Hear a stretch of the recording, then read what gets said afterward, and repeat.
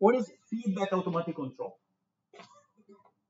It's the stuff that we are going to learn in those 2 years. True? It's this kind of technique where we want to have a certain system, me leaning forward or the robot leaning forward. We have some forces that are acting on the body. For example, there's wind that is pushing me. True?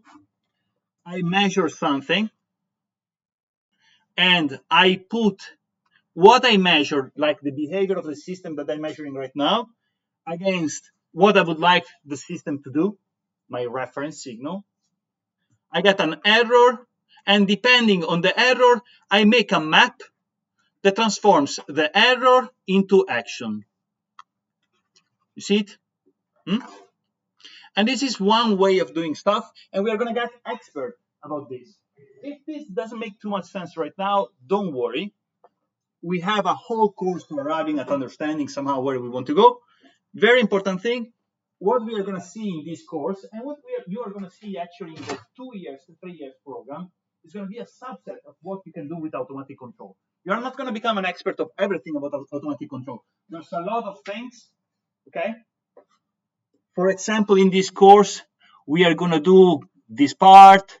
We are going to do a little bit of very little about this.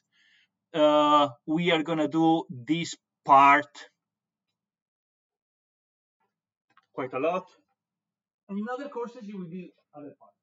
Right now, this map might seem kind of very unclear. True? Because there's a lot of stuff that you didn't see. And it's perfectly fine. Perfectly fine. I do not, the intended message of this slide is we are going to see a subset of stuff in this course of what is considered worldwide automatic control. In the 2 years, 3 years that you're going to do, you're not going to see everything. You're still going to see some focus parts. Okay? Together. Perfect. This is my intended learning outcome. We have to go there. If we arrive there at the end of the course will be successful. And we are going to follow a roadmap that is parts. We are going to start in 10 minutes talking about differential equations. Then we will go talking about stability, those properties, etc., etc., etc. Important. We are going to have intended learning outcomes for each part. So each part of the course will have its own slides. You will see. I think that already in Blackboard. I hope you saw that in Blackboard there's part 0 and part 1. You saw? Maybe I say a couple of things about Blackboard. I'm not logged in. Anyway, if you look in Blackboard, there's going to be slides and handouts. Did you see? If you didn't see, go check in Blackboard. There will be, for each of the blocks here, there's going to be slides and handouts. Slides is what I show. Handouts is with information and solutions to the exercises. Okay. Every part is going to be divided in modules. Every module now we will see how it's going to be. Every part will have a main intended learning outcome.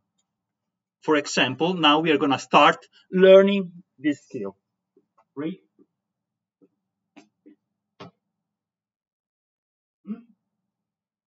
So what do we have to do? Every time that we finish a part, we shall kind of go back and see where we are and verify if we understood things or not. In a sense, the course is designed to touch a little bit about a certain specific type of doing control, but it's essentially building some scaffolding for later on courses. Okay? I bet that several of you already saw Laplace. True? Raise your hand if you saw Laplace. Perfect. We are going to go through. And everybody did linear algebra. True? Everybody did linear algebra. We are going to do kind of graphical interpretations. Okay? So, very fundamental course, this one. be proactive in trying to see if you're learning or not, okay? And focus on understanding rather than procedural exercises. There will be basically essentially no procedural exercises in the exam. Couple of computations, but very basic ones. The exam is going to be more on the concepts, okay? Together? Perfect. Questions about this? No? And then we do this module very fast. Maybe I do it